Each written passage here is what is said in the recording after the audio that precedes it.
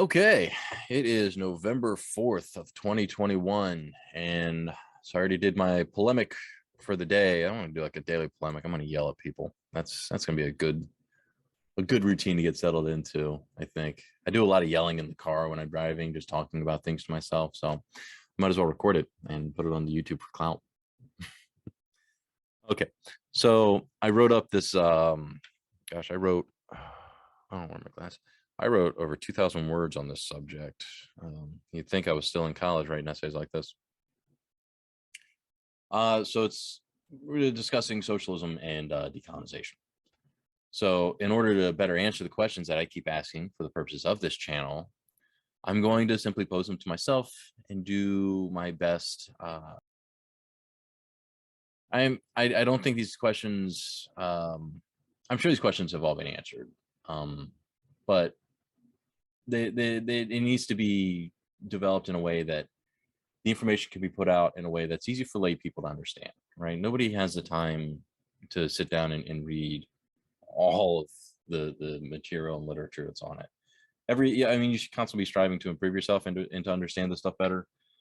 But it's understandable that a lot of working class people don't have that time. You know, that's the idea behind the system, is that you won't have the time to study this stuff, right? Like you're supposed to slave away for 8 hours, have 2 other hours, one for prep and one for de-prep around your work schedule, get 8 hours of sleep, cook, clean, do your laundry, do all this other stuff.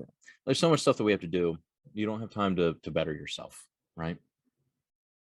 So my idea is to create these short videos that kind of explain these different principles as best as I can, you know. And I don't know that I necessarily have any innate charisma, but I mean, I've taught classes before, and I've given instructions to people, and I've had conversations with people and convinced them of things before. So yeah, I know a little bit of how to talk to people.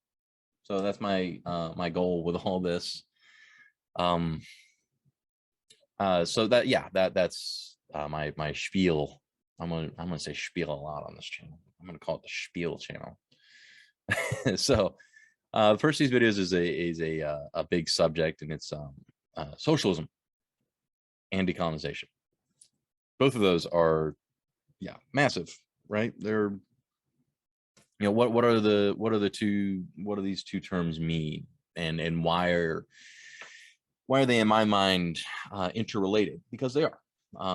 You are not going to build a socialist state in the United States that's working towards the goal of communism without having to deal with decolonization, right? This country was built on colonization.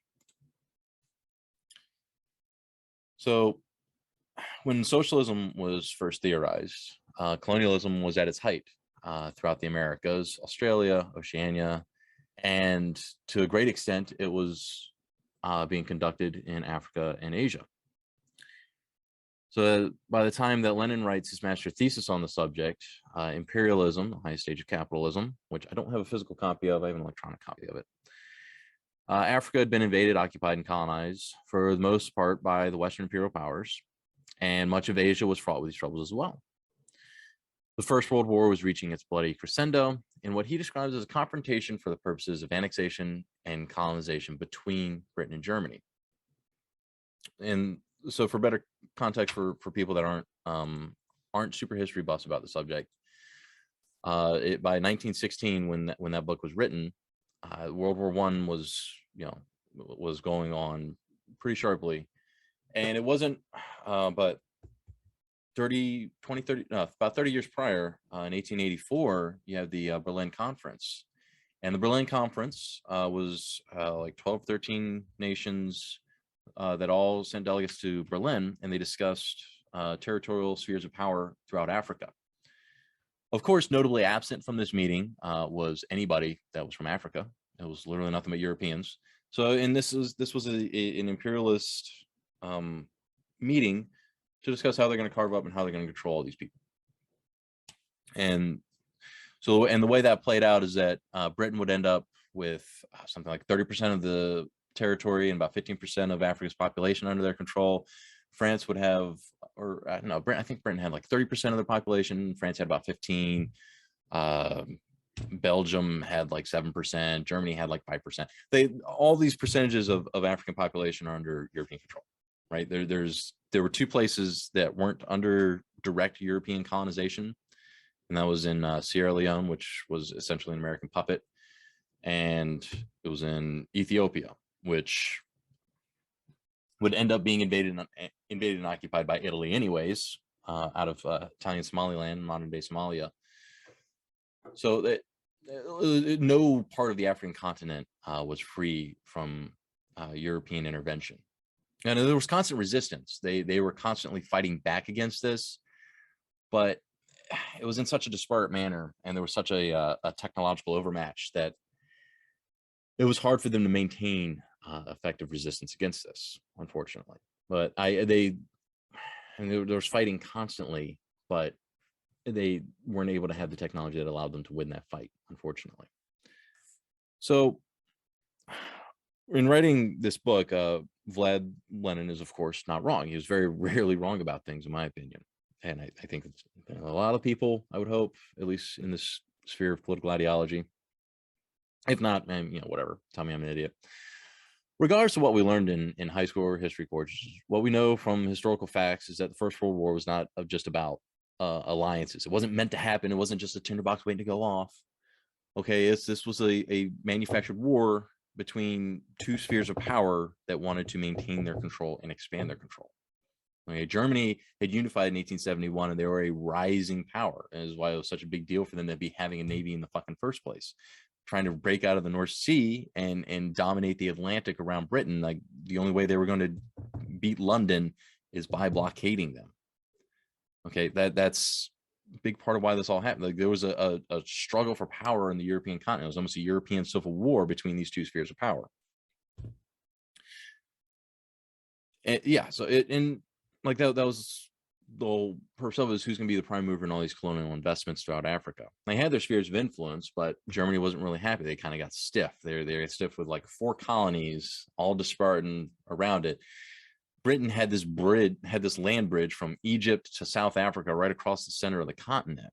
Like, they controlled vast amounts of wealth, minerals, materials, and people. So there's this great titanic struggle within capitalism is starting, and is going to finally end with some finality 27 years later, with atomic bombs vaporizing innocent civilians on the other side of the planet. That's another episode for another day. I don't want any fucking discussion about the morality of atom bombs. No moral use of them. So too, there was a challenge rising in the east of Europe, and Asia as well. But not so. So long beset by this unrest and these horrific conditions for the past century, and some change, socialism was finally successfully realized in Russia over the course of the Russian Revolution and the Russian Civil War. The Union of Soviet Socialist Republics is finally established in the early 1920s, based out of Moscow, with I don't remember how many republics it originally had, 9, 10. I don't know. It would end up having 15, I think, is a total number, 12 or 15, something like that.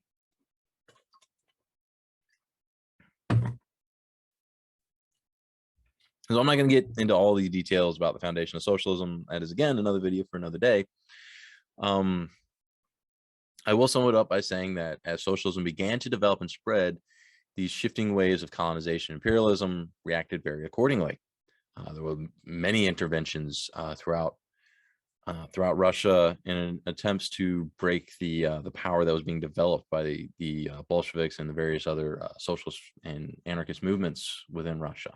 I also won't be going to the entirety of colonialism here just yet, but I will suffice to say that according to Lenin and most historians, colonialism grew out of the excesses of capitalism. It is a system which it must ceaselessly expand. It always has to increase. There always has to be more. Okay, it's a fucking pie chart going up. As they have to constantly find new markets, new resources, and it was always going to go this way. Like, once everything got tapped out in Europe towards the end of the 13th, 14th centuries, they had to expand to keep these systems building and growing, and that's where you see this age of exploration.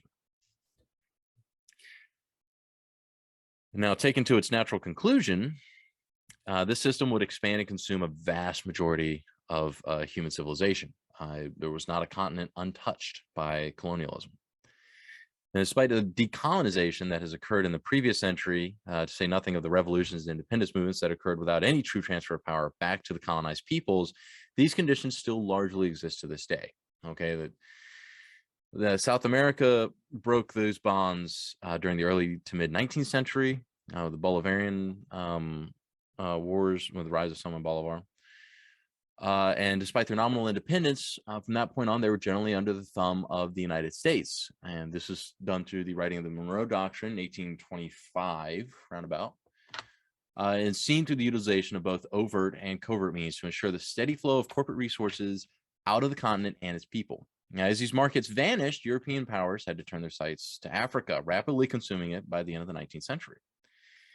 The violence of the 20th century saw this vast majority of these colonies throughout Africa and Asia decolonized and made ripe for the interference of global corporations, constant espionage, agency interactions, and a flood of non-governmental organizations and aid organizations meddling throughout the continents.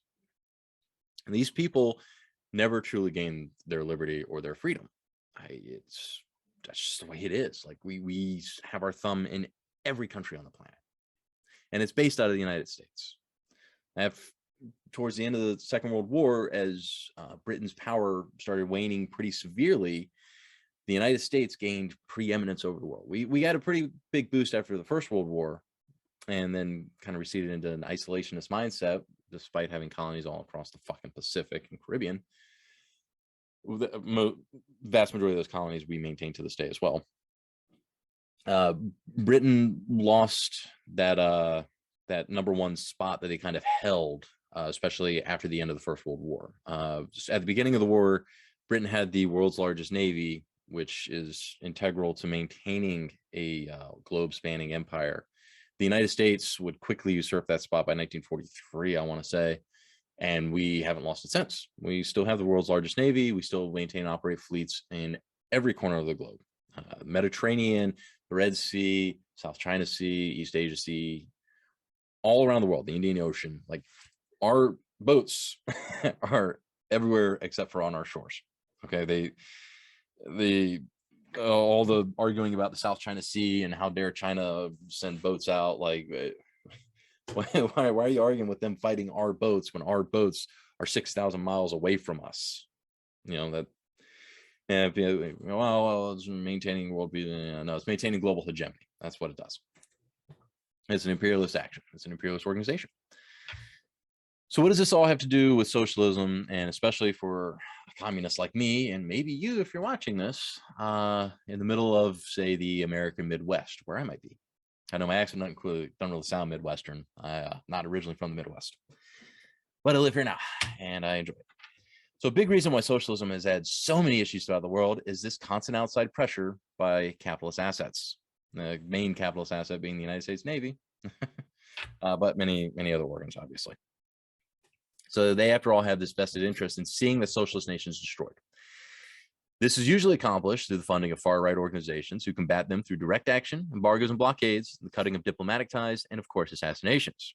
Che Guevara, Patrice Lumumba, Salvador Allende, Sukarno, Thomas Sankara, the list of leaders is damn near endless, be they victims of the Central Intelligence Agency or the agencies and other Western powers. The point is that these leaders are assassinated on orders from Washington. It takes extraordinary circumstances and truly mass movements like those seen in China, North Korea, or Vietnam, or circumstances of incredible luck and perseverance, like in Cuba or Nicaragua, for socialist movements to survive under that baleful eye. As part of the goal of a stateless society worldwide, a big part of that is turning the American government from a policy of interventionism and targeted assassination, which of course continue to this day. We call it targeted killings, and we use drone strikes now predominantly. And there's an executive order 11905, I think it was made by Gerald Ford in like 1976, that specifically outlawed political assassinations, and it was aimed at the Central Intelligence Agency because they were fucking blasting dudes in the 70s. But that doesn't mean that they stopped doing it, right? Executive orders are about as worthless as the paper they're written on. and especially orders that try and hem in and regulate the Central Intelligence Agency or any part of the American intelligence apparatus. That apparatus is specifically built to maintain this imperialist structure and to destroy socialist nations like that. There's the whole reason any of it got started. It was just a terror coming out of the Second World War and realizing, holy shit, those commies are good at fighting. So, where was I? I keep going off on these tangents. So it's turning the American government from a policy of interventionism and target assassinations, which happen to this day, towards one of reconciliation, manumission, and support for actual democratic movements, which for much of the world end up, at the very least, having socialist characteristics, if not moving expressly towards the goal of communism themselves. The vast majority of the men mentioned earlier were democratically elected. We killed them, not for the purposes of maintaining democracy, but to stem the tide of a political and economic philosophy geared towards egalitarian society, as opposed to profits and social stratification. It is our duty as communists in the imperial core to assist our communists across the planet in combating this. Now, I want to be very clear that when I say in combating this, I mean in changing our government through peaceful measures towards one that is supportive of the rest of the world and supportive of comrades across the globe. Because what the government that we have now is, of course, very much antagonistic. And it has been, for the entirety of its history, it has been. Since the end of the Second World War and the dawn of American hegemony, it's very much stepped those goals up. And it started under Truman, and it ain't stopped since.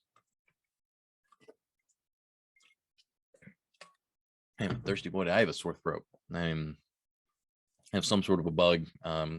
Kids in school, so they're just constantly coming back and just coughing in my face. So a primary method that I see that can be particularly useful, at least within the United States and Canada, is a multi-pronged approach aimed at the various oppressed and colonized groups within our own society.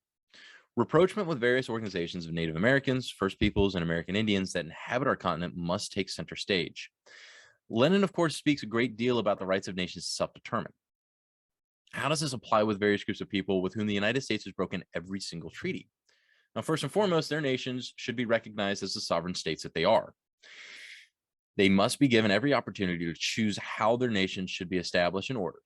This brings into question their original territories, the treaties established with the United States government, and how to square the contradictions of history with their current material reality and population. Now, I don't have all the answers on this subject. I wish I did, because it would make presenting it a lot easier. Suffice to say, Native Americans and their communities are critical to the socialist struggle in America. Every effort must be made by communists to reach out and assist them in their struggle and to build relationships with them. This means organizing for purposes of furthering their goals and bettering their organizations and helping their communities.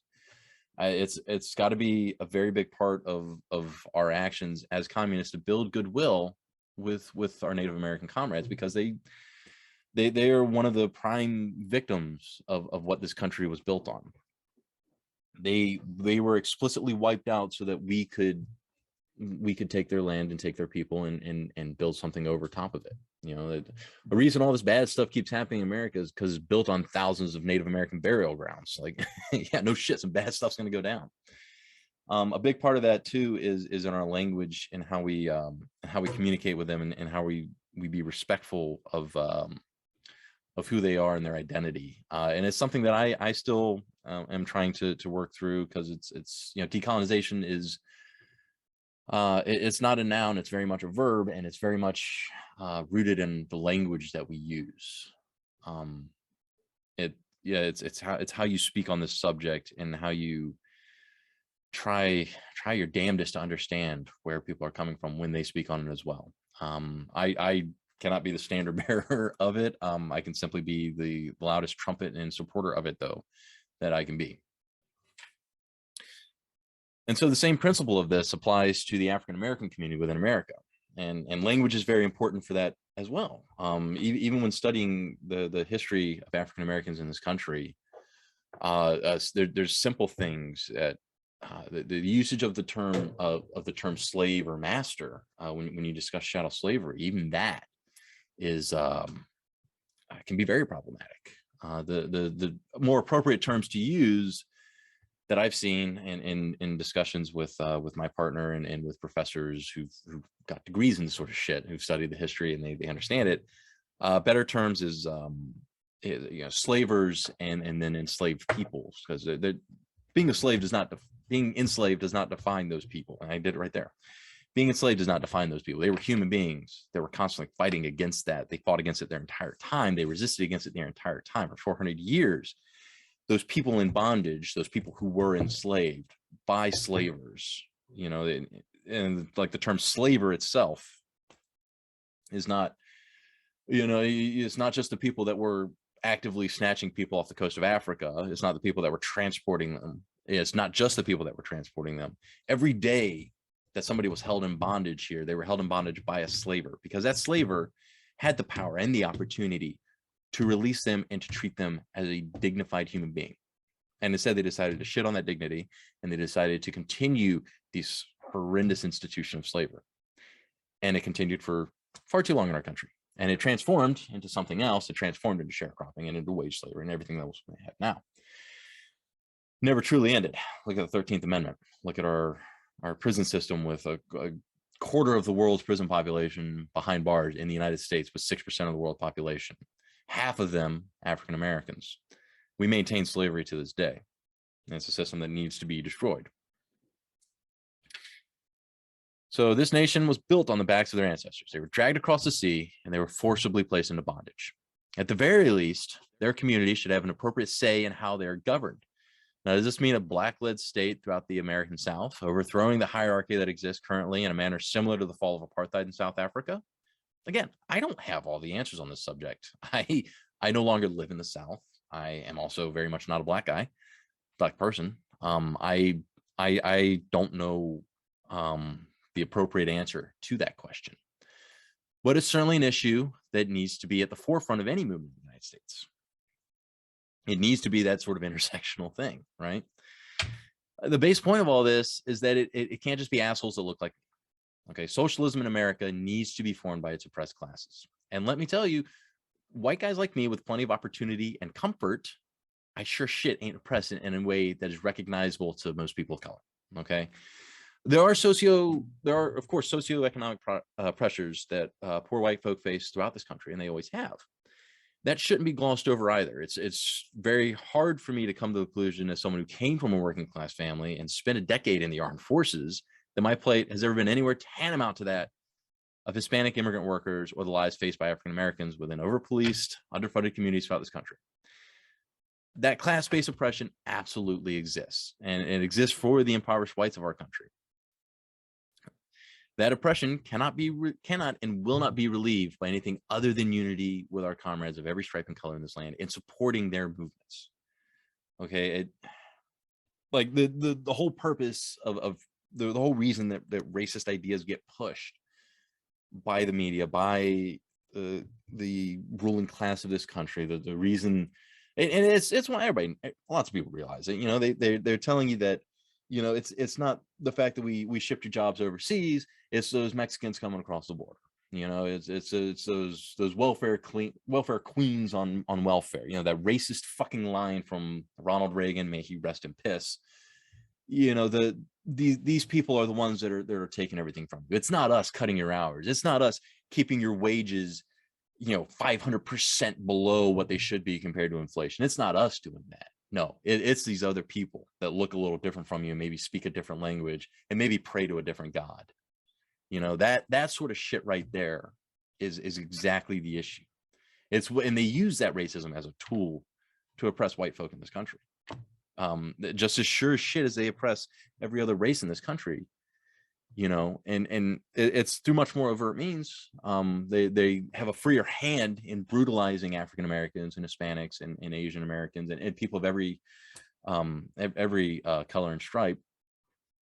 But that oppression sure as shit, it exists. It's conducted in different means. Okay, they have a lot of tools in their toolbox, and every tool has a specified purpose, and it has an unspecified purpose. They happen to be using tools for their specified purpose, and every once in a while they use them for an unspecified purpose. But at the end of the day, they're all tools, and the only way to overcome that is through unity. There can be no doubt about it. We can't build socialism in this country without supporting the working class. And so that brings me, I probably just stomped all over it, but it brings it to the final point of my my thing here is, what does socialism look like in the modern West? It's a very not successful. I'll say that. It's not successful in the United States, Canada, Western Europe. It's, you know, we're in the heart of anti-communism here. Of course, it doesn't work.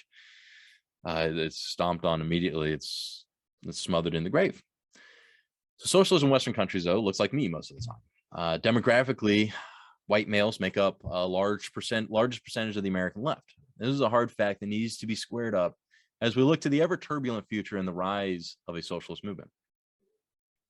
Now, misogyny, unconscious racism, that constant need to be the center of attention and to speak over anyone that isn't you, these are all underpinnings that white guys like me carry. And I'm guilty of it myself, you know, and it's whether we realize it or not, right? And there's subtle things that, you know, you don't even realize that you do.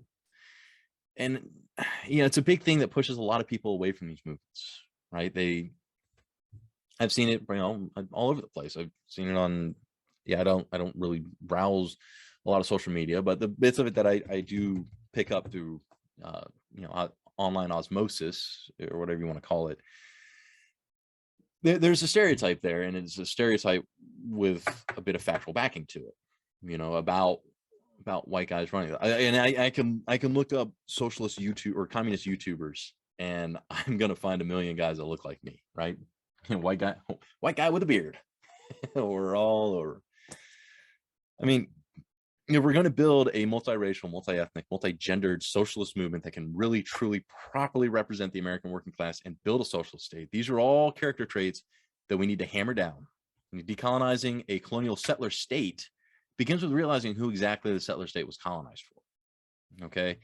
Europeans didn't just come across the sea, kick natives off their land, and force Africans and later Hispanics and Asians to farm, mine, and build, all for the sake of a nebulous fucking concept like democracy.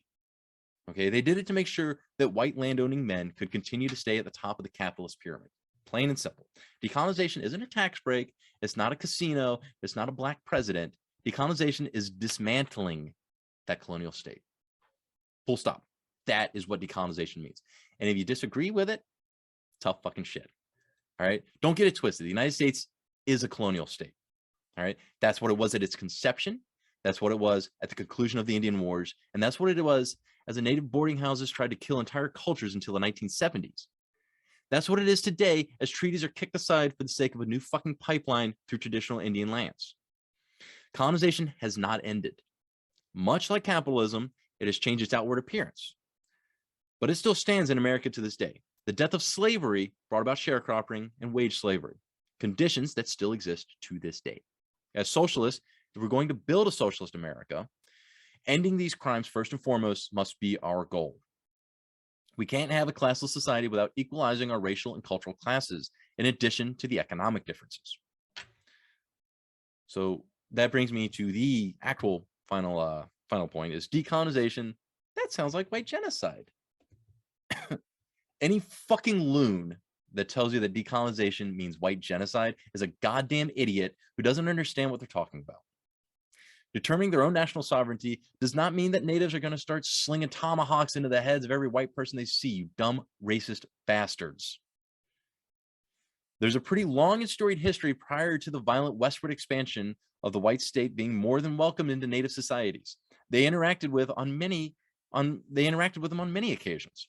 To think that in a new social order, the Native Americans would simply practice colonization in reverse in order to, I don't know, expand their own capitalist enterprises is ludicrous. It's just absolutely ludicrous. In a social society, there isn't a need to practice colonization in order to drive up profits. That's kind of the whole point of the system, is that colonization isn't necessary to propagate the economic system, because it's ordered in a manner that everyone's needs are provided for, and you're not seeking profit, you're seeking your own personal satisfaction as a human being. And that's something that everybody deserves. No one's going to burn down your fucking house to decolonize it. All right. You're not that important, and you're not that fucking rich either. I'll probably cut that bit out. I don't know.